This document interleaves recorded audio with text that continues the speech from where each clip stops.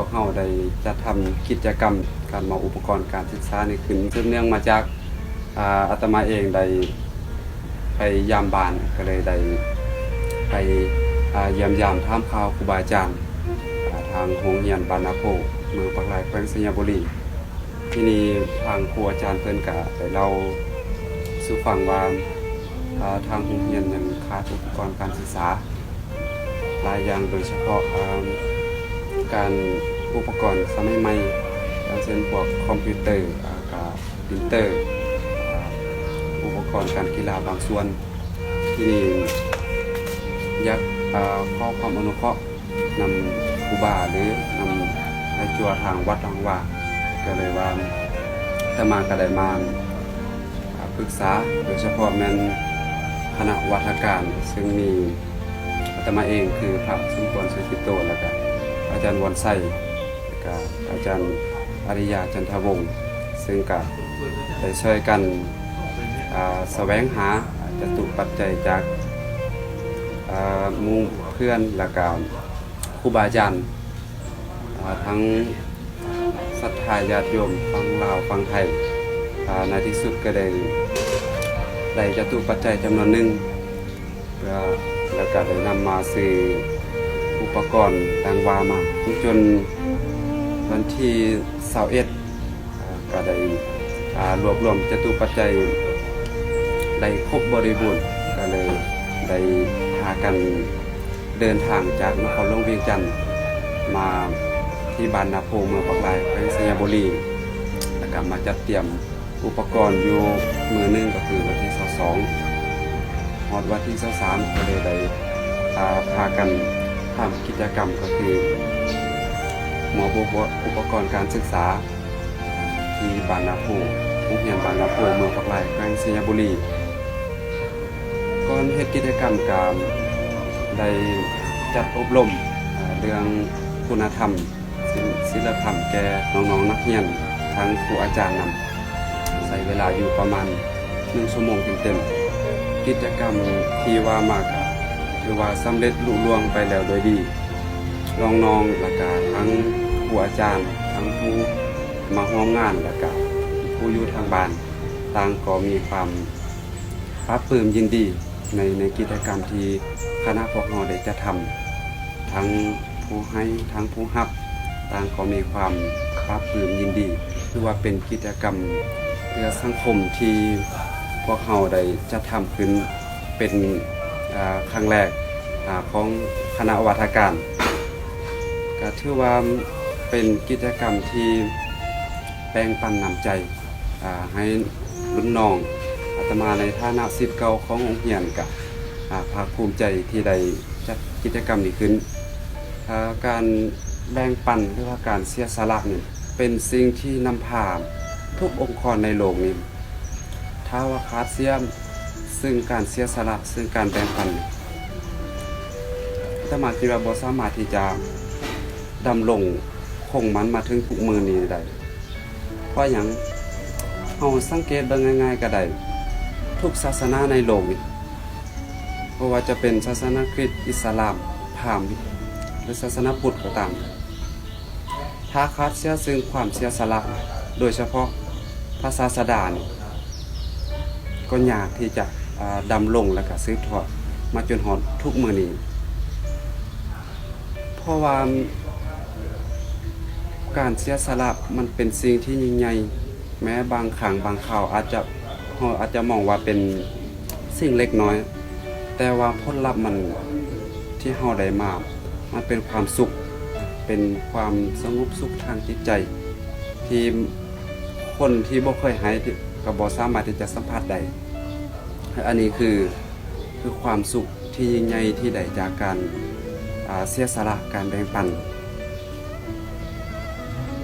การที่ศาสดาทุกศาสนาที่มีคนจดจำมีคนเคารพบูชาก็เนื่องมาจากเพิ่นเสียสละทั้งความสุขทางกายเสียสละทั้งกิจการงานทุกอย่างที่ทางโลกจะพึงมีแต่ว่าเพิ่นก็เสียสละมาเพื่อที่จะบำเพ็ญเพียรทางจิตใจเพื่อความสุขอันยิ่งใหญ่โดยเฉพาะพุทธศาสนา พระบรมศาสดาของเฮานี่เป็นถึงลูกกษัตริย์เป็นผู้ดีมีศาสตร์มีตระกูลแต่ว่าเพิ่นก็เสียสละในส่วนนั้นมาเพื่อจะมานอนกลางดินกินกลางทรายเพื่อความสุขอันยิ่งใหญ่อันนี้คือสิ่งที่พวกเฮาในฐานะเป็น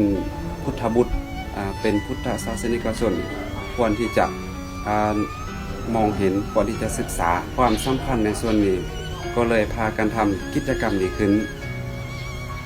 ซึ่งอาตมาคิดว่าถ้าเฮาทุกคนในโลกนี้ช่วยกันในการสร้างสังคมให้เป็นสังคมที่นิยมความเสียสละคิดว่าโลกนี้จะเป็นสิ่งที่น่าอยู่หลายขึ้นทุกสังคมทับเป็นสังคมที่นิยมความเสียสละทุกคนก็เต็มไปด้วยความสงบสุขเพราะการเสียสละเป็นที่มาแห่งความสุขฉะนั้นทางคณะวัฒการจึงได้รวมตัวกันได้ช่วยเหลือกันในการผลักดันกิจกรรมนี้ให้เกิดขึ้นเป็นกิจกรรมแรกแต่ว่าการบ่เป็นกิจกรรมสุดท้ายยังจะมีต่อไปในอนาคตข้างหน้าแต่ว่ากิจกรรมทุกอย่างจะเกิดขึ้นบ่ได้ถ้าขาดจตุปัจจัยจากศรัทธาญาติโยมจากหมู่เพื่อนจากครูบาอาจารย์อาตมาภาพในนามของประธานของคณะก็ขอบขอบใจนำบรรดาครูอาจารย์เพื่อนศรัทธาสาธุชนทุกท่านที่ได้ให้ความช่วยเหลือให้การอุปถัมภ์ตลอดมาจนโครงการนี้ได้จบลงอย่างสมบูรณ์แบบกับสุดท้ายกับบ่มีสิ่งหนึ่งประการใดที่เป็นวัตถุมามอบเป็นปฏิกาละตอบแทนบรรดาทานก็ขออ้างเอาอำนาจคุณพระศรีรัตนตรัยจงอำนวยอวยใส่ให้ทุกท่านจงมีแต่ความสุขความเจริญปรารถนาสิ่งหนึ่งประการใดที่เป็นไปในทางที่ชอบประกอบด้วยธรรมก็ขอให้ได้ดังความมุ่งมั่นปรารถนาทุกประการเชิญขอเจริญพรตอนนี้ทางทีมงานได้มอบอุปกรณ์การศึกษาให้กับโรงเรียนประถมสมบูรณ์บางนาโพเมืองปากลายแขวงสัญญาบุรีของวันที่23เดือนเมษายนปี2562ตอนนี้บรรยากาศได้มอบได้อย่างเรียบร้อยก็มีครูบาอาจารย์ได้ให้การต้อนรับทุกภาคส่วนมามีส่วนร่วมให้งานนี้บรรลุวัตถุประสงค์อย่างสมบูรณ์แบบทุกฝ่ายก็มีความภาคภูมิใจในงานนี้ทางทีมงานได้ในฐานะได้เป็นตัวแทนมามอบอุปกรณ์การศึกษาสิ่งที่มอบอาจจะบ่ยิ่งใหญ่อาจจะบ่หลายอาจจะบ่มีคุณค่าที่สูงแต่ว่ามอบหรือว่าความภาคภูมิใจมอบด้วยความยินดีทางจิตใจเพราะฉะนั้นในเมื่อนี้พวกเขาได้มามอบมาให้ก็อยากจะฝากว่าโลกนี้ต้องการคนดีต้องการคนที่มีความเสียสละต้องการคนที่ช่วยเหลือเพื่อคนอื่นเป็นอย่างโลกนี้เขาจึงจดจำบุคคลในอดีตได้ดีที่สุดยกตัวอย่างเพราะว่าจะเป็นท่านไกรสอนพรหมวิหารท่านสุภานุวงศ์ท่านภูมิวงศ์วิจิตรแม้กระทั่งนายกรัฐมนตรีของสปป.ลาวคนปัจจุบัน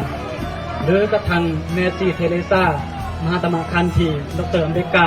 คนทั้งหลายทั้งโลกเหล่านี้เราจดจำได้เพราะอย่างบุคคลเหล่านี้มีวัตถุประสงค์อันหนึ่งที่น่าจดจำก็คือบุคคลเหล่านี้นี่ทำงานเพื่อส่วนรวมเพื่อสังคมโลกเพราะฉะนั้นพวกเขาอาจจะบ่ได้ยิ่งใหญ่คือกับบุคคลที่กล่าวมาแต่ว่าเฮ็ดด้วยศรัทธาที่เลื่อมใสด้วยความหวังดีด้วยความจริงใจ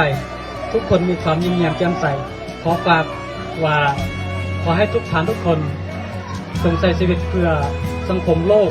และคนอื่นให้หลายที่สุดเฮ็ดงานด้วยจิตที่เบิกบานและบริการสังคมด้วยหัวใจที่บริสุทธิ์การเสียสละคือเป็นที่มาของพระโพธิสัตว์ขอให้โลกนี้อยู่เย็นเป็นสุขด้วยการมีพระโพธิสัตว์ที่หลายขึ้นขออนุโมทนาทุกท่านทุกคนขอเจริญพร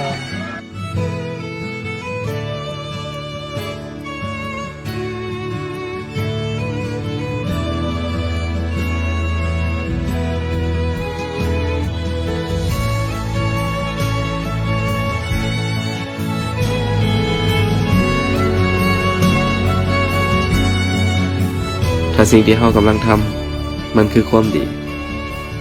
เฮาก็ควรที่จะเก็บมันเอาไว้แม้นว่ามันจะเล็กน้อยเพียงใดก็ตาม